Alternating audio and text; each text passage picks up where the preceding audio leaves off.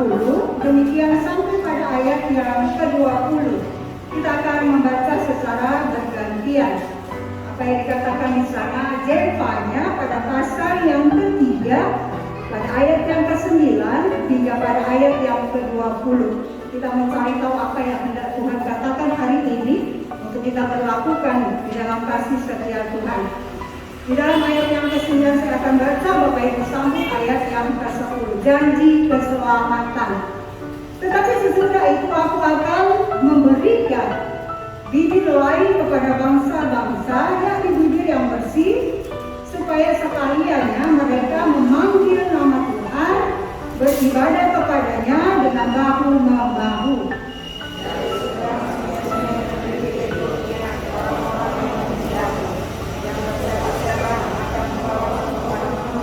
Pada hari itu engkau tidak akan mendapat malu karena segala perbuatan durhaka yang kau lakukan terhadap aku, sebab pada waktu itu aku akan menyingkirkan daripadamu orang-orangmu yang riang tongkat, dan kau tidak akan lagi meninggikan dirimu di gunungku yang kudus.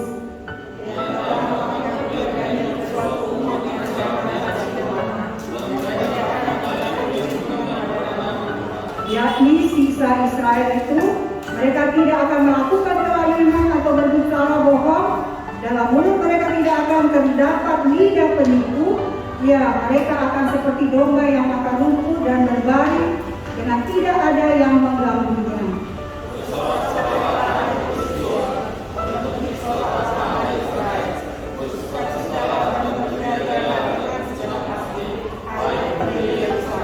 Tuhan telah menyingkirkan hukuman yang jatuh atasmu, telah menebus binasa musuhmu. Raja Israel, yakni Tuhan, ada di antaramu. Engkau tidak akan takut kepada malapetaka lagi.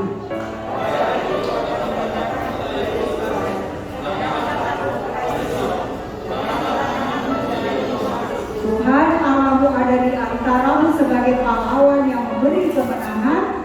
Dia bergirang karena engkau dengan sukacita. Dia membaharui engkau dalam kasih-Nya. Dia bersorak-sorai karena engkau dengan sorak-sorai.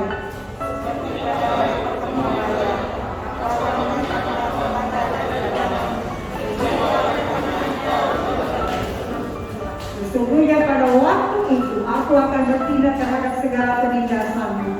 Tetapi aku akan menyelamatkan yang pincang, mengumpulkan yang terpencar, dan akan membuat mereka yang mendapat malu menjadi kepujian dan kenamaan di seluruh bumi.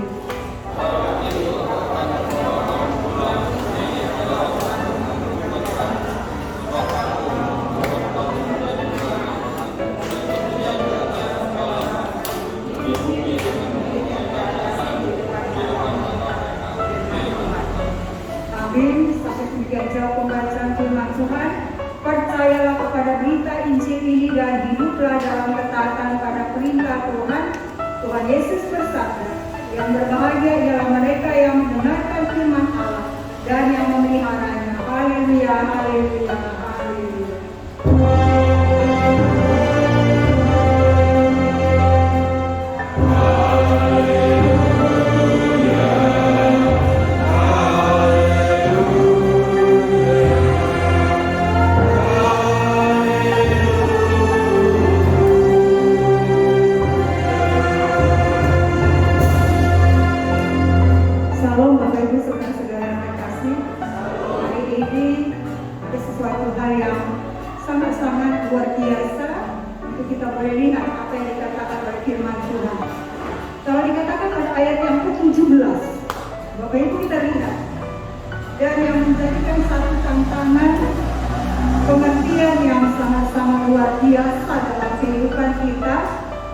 Artinya bahwa ketika Allah boleh memberikan putranya, pada waktu minggu lalu kita sudah bagaimana mengingat kembali, mengulang kembali apa yang telah Allah berikan.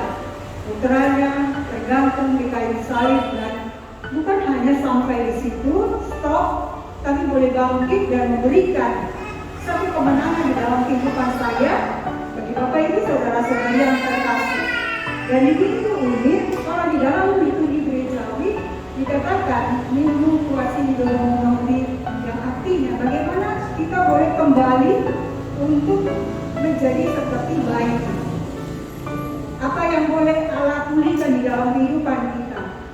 Satu hal ayat 17 ini menghantarkan dalam kehidupan kita. Kita melihat yang sangat-sangat luar biasa. Tuhan Allah ada di antaramu sebagai pahlawan yang memberi kemenangan. Dia bergirau karena engkau dengan sukacita. Ia membaharui engkau dalam kasih-Nya. Ia bersorak-sorai karena engkau dengan sorak-sorai. Bayangkan Bapak Ibu, Allah bersorak-sorai. Ini sesuatu yang sangat-sangat luar biasa. Allah bergirau, Allah bersorak-sorai. Artinya kalau kita boleh melihat kenapa Allah bergirau. Kalau kita kembali flashback di dalam kehidupan perjalanan firman Tuhan, pada saat Allah boleh menjadikan manusia, Allah tidak bergirau. Tapi setelah Dia selesai menciptakan, Dia katakan semuanya baik. Tapi ini dikatakan bahwa Dia bergirau karena engkau dengan sukacita. Bahkan Allah katakan Dia bersorak-sorai. Wah, luar biasa. Bagaimana Allah boleh memuji, memuliakan, bersukacita. Kita melihat, padahal di dalam berita firman Tuhan Zefanya pada pasal yang ketiga ini, di ayat yang ke-8, Bapak Ibu, ini satu ayat yang ditutup dengan sesuatu yang sangat menggoncangkan. Bapak Ibu lihat ayat yang ke-8 di dalam Zefanya pada pasal yang ketiga. Mari kita baca bersama. Zefanya pada pasal yang ketiga ayat yang ke-8. Sudah dapat? Kalau sudah dapat, mari kita baca bersama-sama. Oleh karena itu, tunggulah aku, demikianlah firman Tuhan, pada hari aku bangkit sebagai saksi, sebab keputusanku ialah memukul bangsa-bangsa dan menghukumkan kerajaan-kerajaan untuk menumpahkan ke atas mereka gerangku, yakni segenap murkaku yang bernyala-nyala, sebab seluruh bumi akan dimakan habis. Iya. Kita lihat di sini satu catatan firman Tuhan. Allah begitu murka. Bahkan mukanya itu menyala-nyala. Wah. Ini kalau diukur berapa itu ya? Ibu Elizabeth tensinya sampai ini menyala-nyala muka. 300 kah? Mungkin sudah stroke ya? Karena emosi. Apa yang terjadi? Pada waktu pemahaman di dalam penyampaian firman Tuhan, Nabi Zefanya, kita tahu di dalam 2 Tawarikh, bahkan di dalam 2 Raja-Raja pada pasal yang ke-21, misalnya dikisahkan, bahkan kalau kita melihat di dalam Zefanya pada pasal yang ke-1, pada ayat yang pertama, di sana dikatakan bahwa Zefanya pada saat dia boleh melakukan pelayanannya adalah di zaman kerajaan Yehuda, yaitu Raja Yosia. Sebelum itu situasi bahwa kerajaan itu dipimpin oleh 2 raja, yaitu kakeknya Raja Yosia dan ayahnya. Kakeknya ini yang dikatakan adalah bagaimana tingkah laku kehidupan sama, Manase dan Amon sama, karakternya sama, sama-sama menentang kehendak Allah, sama-sama melakukan pemerintahan itu dengan tidak takut dengan Allah. Artinya penyembahan terjadi, berhala-berhala terjadi, sehingga terjadi apa yang boleh dikatakan di zaman Zefanya pada saat dia bernubuat terjadi virus endemik. Jadi bukan hanya yang saat ini kita kenal dengan virus corona, virus yang boleh lagi dengan statement yang luar biasa, tapi pada zaman Zefanya juga sudah ada virus. Virus apakah itu? Kebohongan, penipuan, tinggi hati, kesombongan, kedengkian. Inilah virus yang menghantam, menghajar di dalam kehidupan bagi bangsa Yehuda. Orang-orang Israel yang saat itu berada di dalam kehidupan pembuangan Yerusalem Dan pada saat zaman itu mereka menentang apa yang menjadi hukum, ketentuan, peraturan Allah. Tetapi ketika dihadirkan perjalanan pemerintahan diserahkan kepada zaman Raja Yusuf. Ini adalah raja yang sangat baik, raja yang takut akan Tuhan. Sehingga apa yang boleh dikatakan, kejadian peristiwa itu Bapak Ibu ini diputar-balikan, artinya luar biasa. Pada saat Allah sudah begitu murka karena ketidaktaatan, ketidaksetia, sampai dikatakan murka Allah itu menyala-nyala, rasanya nyesel menjadikan manusia, nyesel karena melihat tingkah laku yang luar biasa. Tapi ini yang menjadikan rasa syukur. Kenapa Allah itu sendiri boleh bersuka cita.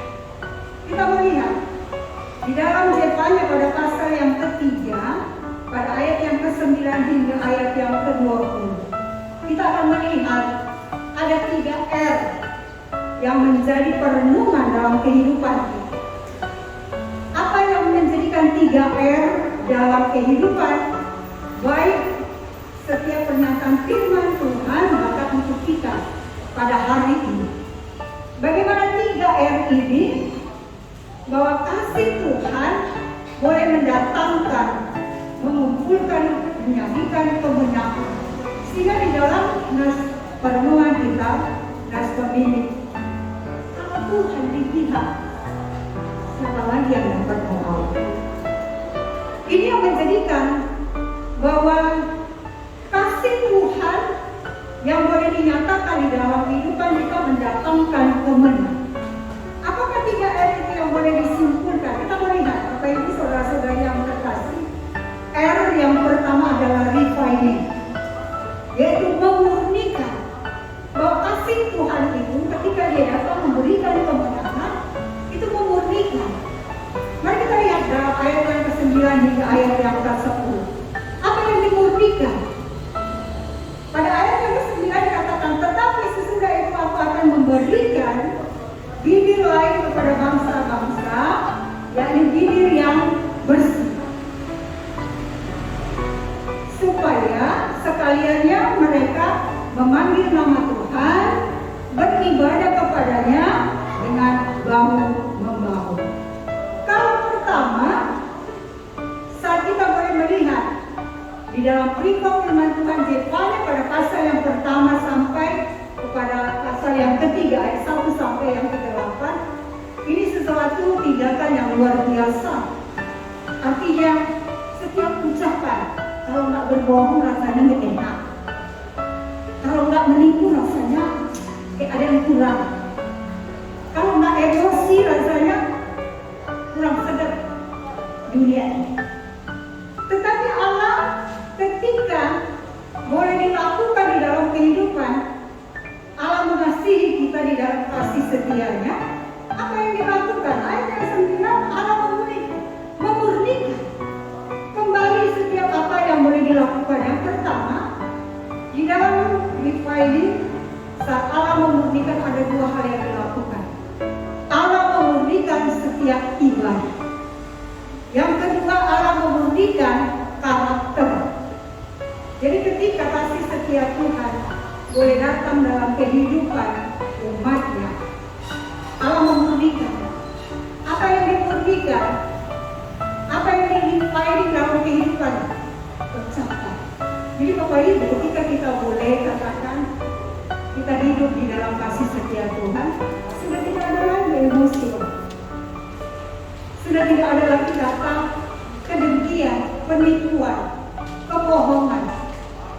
Karena kita sudah mendapatkan kasih setia Tuhan. Sehingga bukan hanya ibadah, persembahan, tetapi yang dikatakan karakter.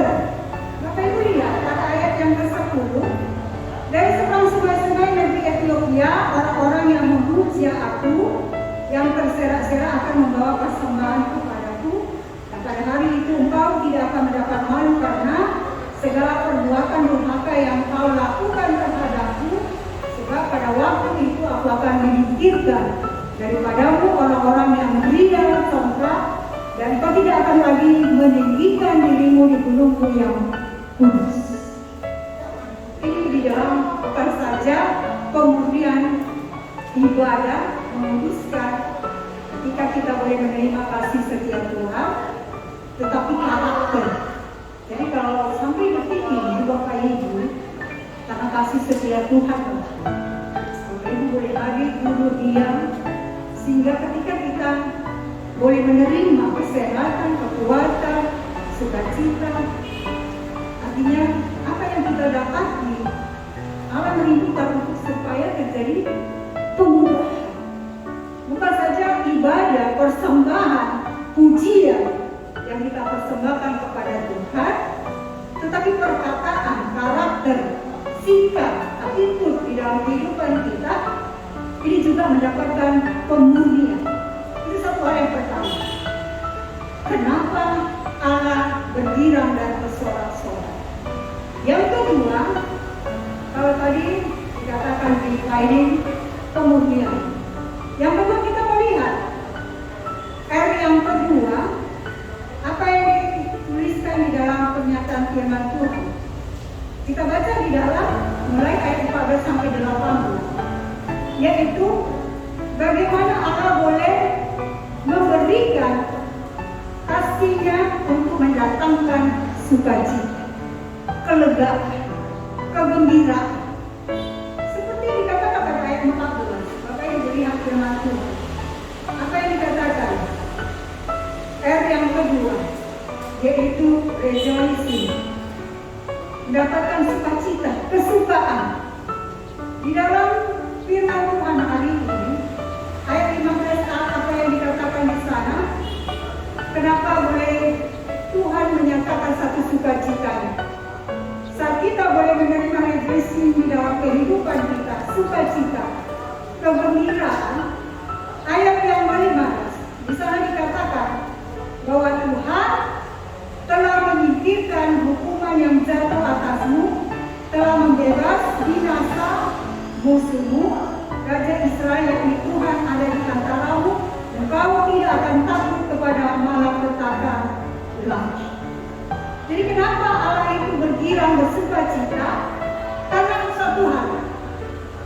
Yang pertama, bahwa hukuman yang seharusnya Bapak Ibu, saya, Bapak Ibu, saudara-saudara yang terkasih, yang tergantung di garis Allah.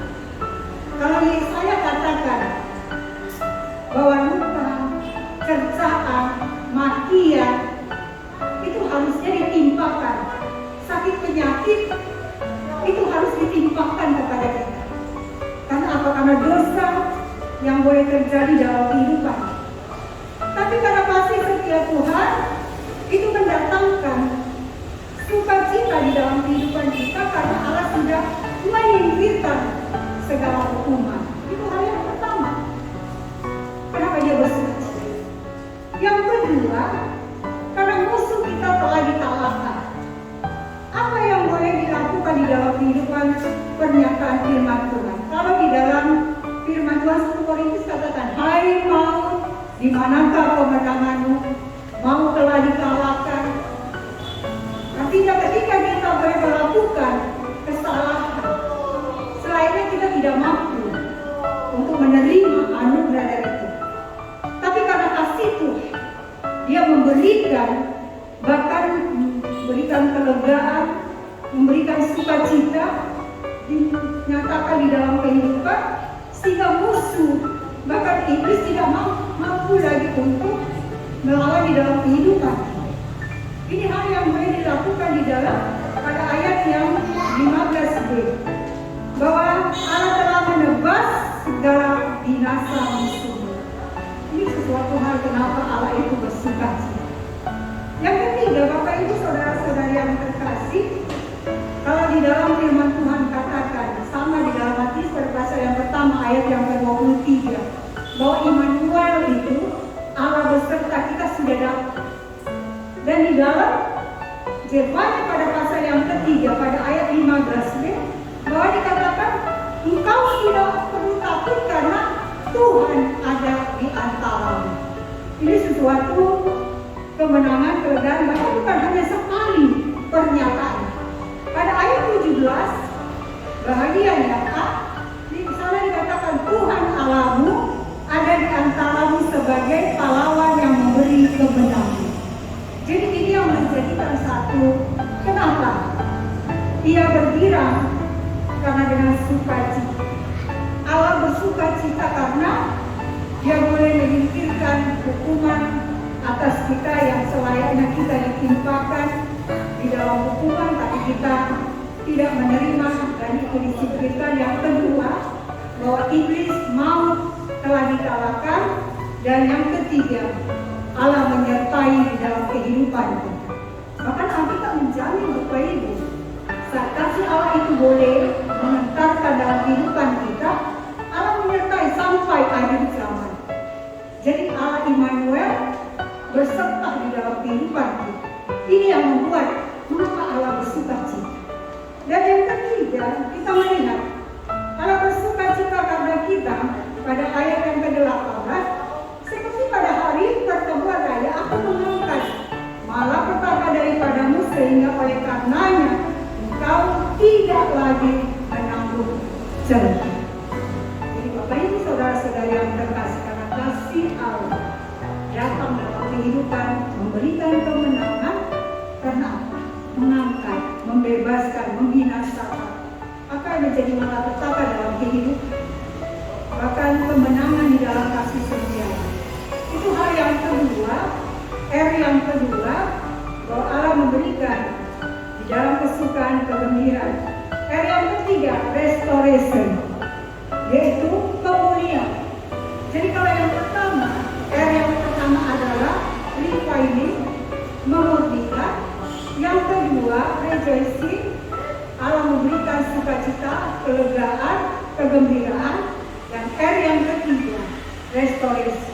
Apa yang boleh kita lihat di dalam ayat yang ke-19 dan ayat yang ke-20?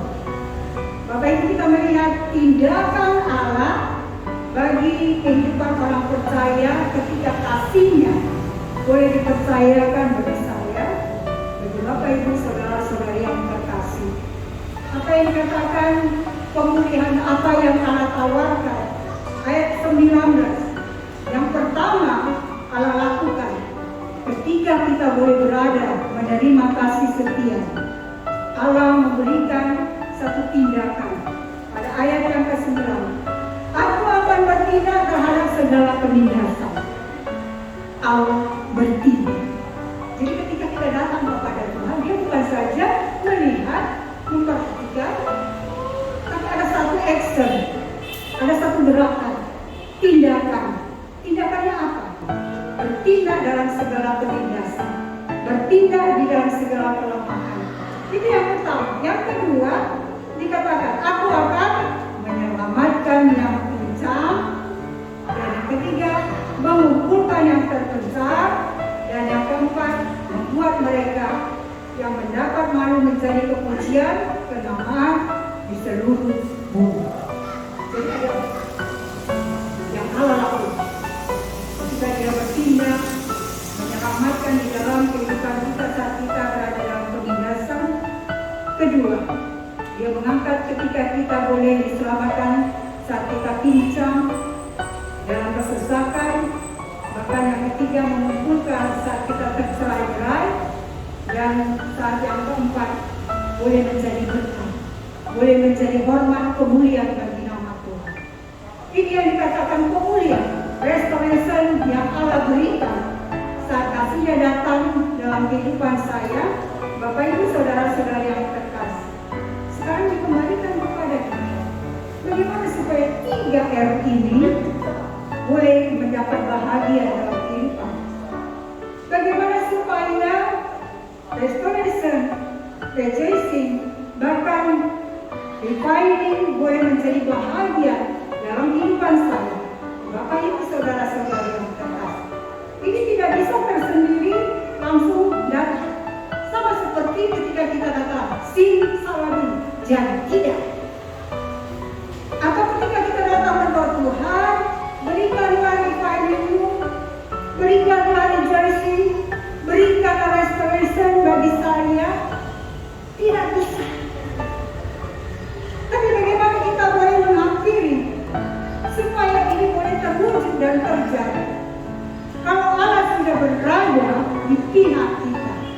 siapakah yang dapat melawan? Bagaimana supaya Allah itu di pihak saya, di pihak Bapak Ibu? Hari ini firman Tuhan membuka menuntas supaya apa yang dilakukan di dalam kehidupan kita ada pembaharuan. Kalau kita hanya dengar, baca, kemudian pulang, balik lagi di depan, duduk, diam, dengar, tapi tidak ada pembaharuan, ini tidak terjadi Bapak Ibu. Sia-sia. Jadi hari ini Allah minta supaya firman yang boleh bertindak, firman yang boleh berkuasa, mari kita mengadakan pembaharuan, berubah. Kalau Roma pada pasal 12 dikatakan di sana bagaimana ibadah yang sejati itu adalah ketika kita boleh membaharui, supaya kehidupan kita ini ada perubahan. Inilah yang dilakukan oleh Zefania saat zaman Yosia pada saat raja memerintah Yehuda. Ada pembaruan, berubah. Allah sudah murka. Jangan sampai kalau Allah murka, jangan sampai mukanya menyala-nyala, jangan sampai amarah yang terjadi, geram yang terjadi, baru kita datang, ampuni saya Tuhan, ampuni saya Tuhan. Kalau dia sempat. Tapi hari ini firman Tuhan mengutus saya, Bapak Ibu, saudara-saudara yang terkasih, yakinkan keselamatan, pemulihan, bahkan kelegaan. Jangan biarkan, jangan lalukan firman Tuhan hari ini, tapi biarlah kita boleh diutus. Karena dikatakan pada ayat yang ke-20 yang memutus kita, hari ini pada waktu itu aku akan membawa kamu pulang, yakni pada waktu aku mengumpulkan kamu, sebab aku mau membuat kamu menjadi kenaman dan kepujian di antara segala bangsa di bumi dengan memulihkan keadaanmu di depan mata mereka. Firman Tuhan. Jadi firman Tuhan hari ini mau memulihkan saya, mau memulihkan Bapak Ibu, saudara-saudara terkasih, untuk kita boleh menjadi berkat. Terpujilah buat firman Tuhan yang boleh sampai kepada kita pada saat hari ini. Terpujilah nama Tuhan. Amin.